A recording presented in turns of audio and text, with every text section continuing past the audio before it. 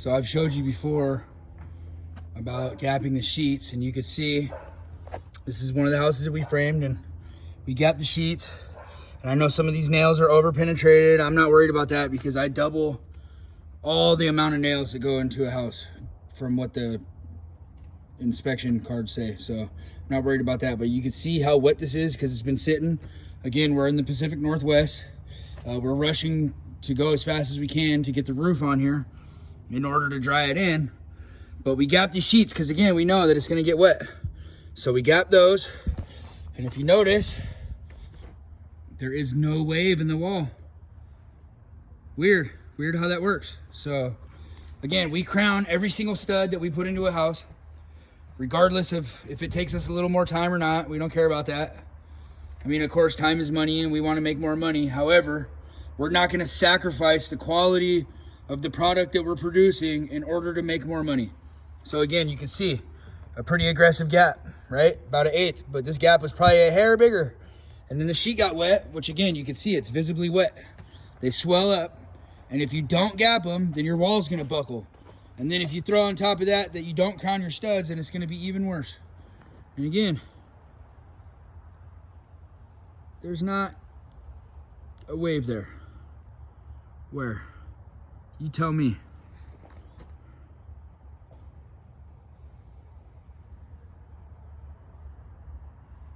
Yeah, kind of blurs. You can't really see that side, but there ain't no wave.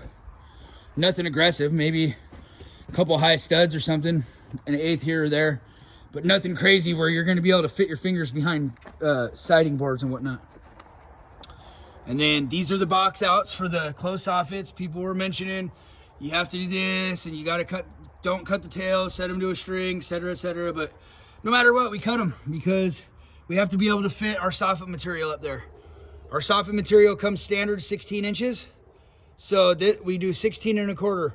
So we can have a little bit of wiggle room just to make them easier to get in there. We go tight to this side when we do soffit, and then the siding goes up, and then you do your trim to cover the little gap or whatever happens up there. It's fine. The only thing left to do on the roof is to trim these edges flush. For us, it's just easier. We run them long, and then we'll trace them perfectly, cut them. And then for this builder, we always do ridge caps up here for the trim, where the trim comes together up there at the angle. We do little caps. It kind of helps protect, and it gets flashed over when they do the roofing, and it helps kind of protect those seams.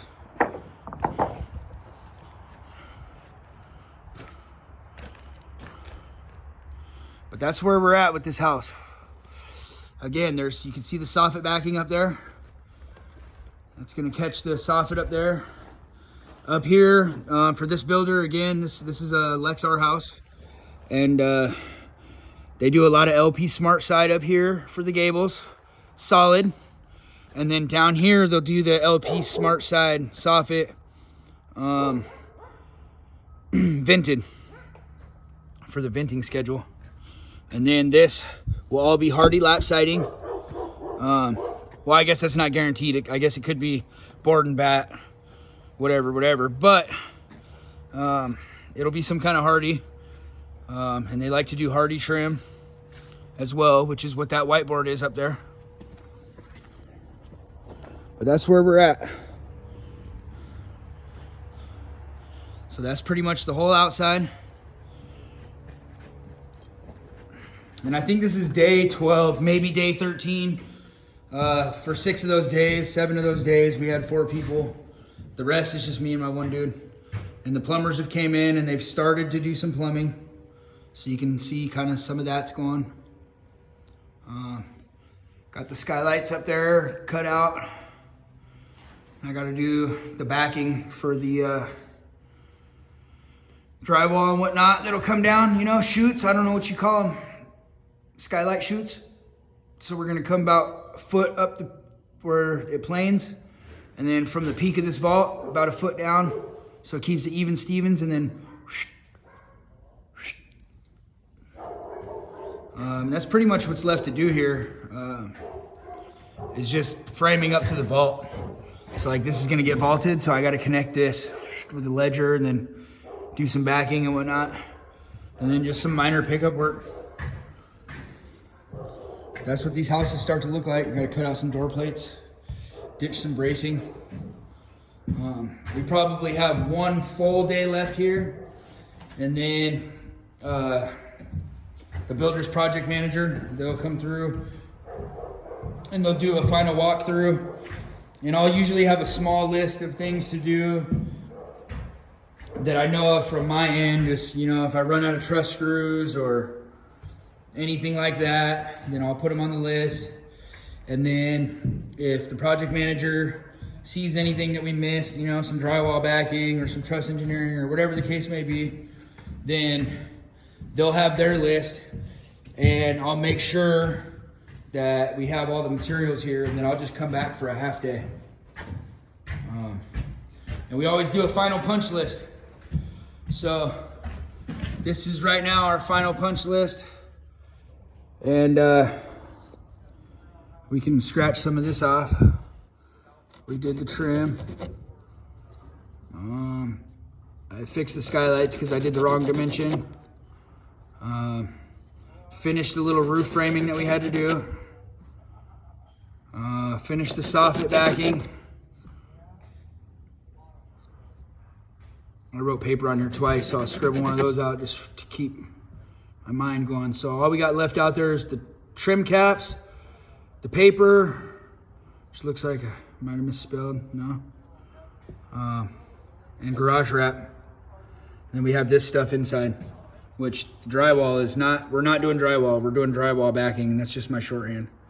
So strong backs, double checker wall connections, door plates, A35s, truss engineering. We're missing two little walls. They're just like, I call them refrigerator walls, and an island wall.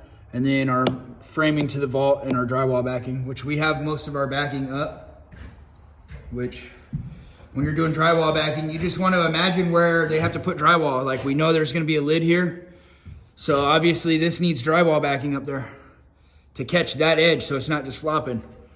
And then you see where the trusses come, and they're always a little bit long right here, so we got to trim the ends of those off,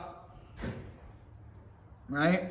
And then we'll plane up this wall, make a mark, do the same thing over there, make a mark, snap it through, and then we'll do our backer there, and then we'll go 1 foot up from there, and we'll also snap that line at the same time. Then we'll come down here, we'll go 1 foot down, 1 foot down, snap that line, and that's gonna tell us where our drywall chutes are coming down for our skylight chutes.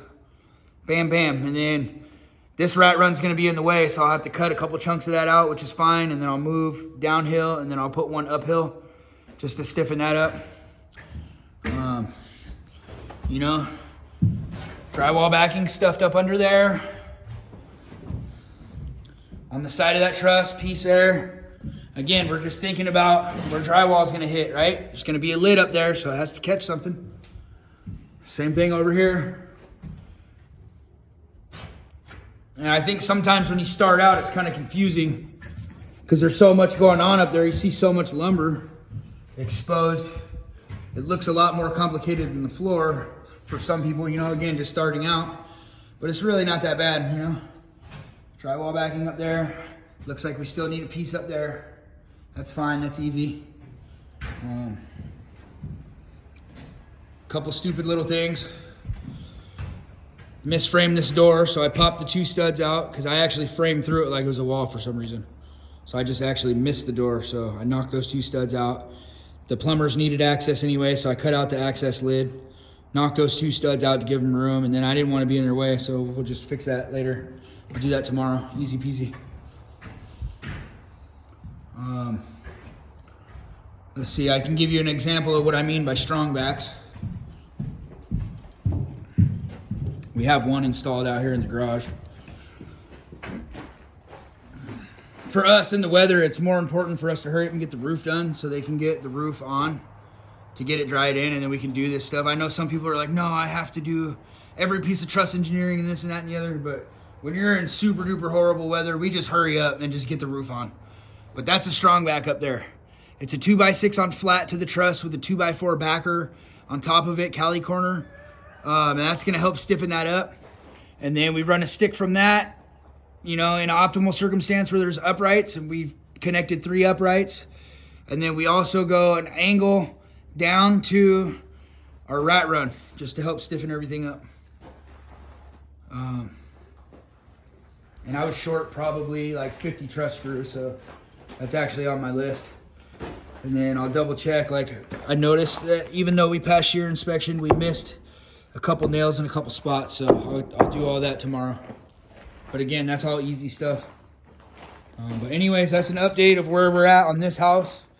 Again, this home builder's Lexar, and this is one of their houses, so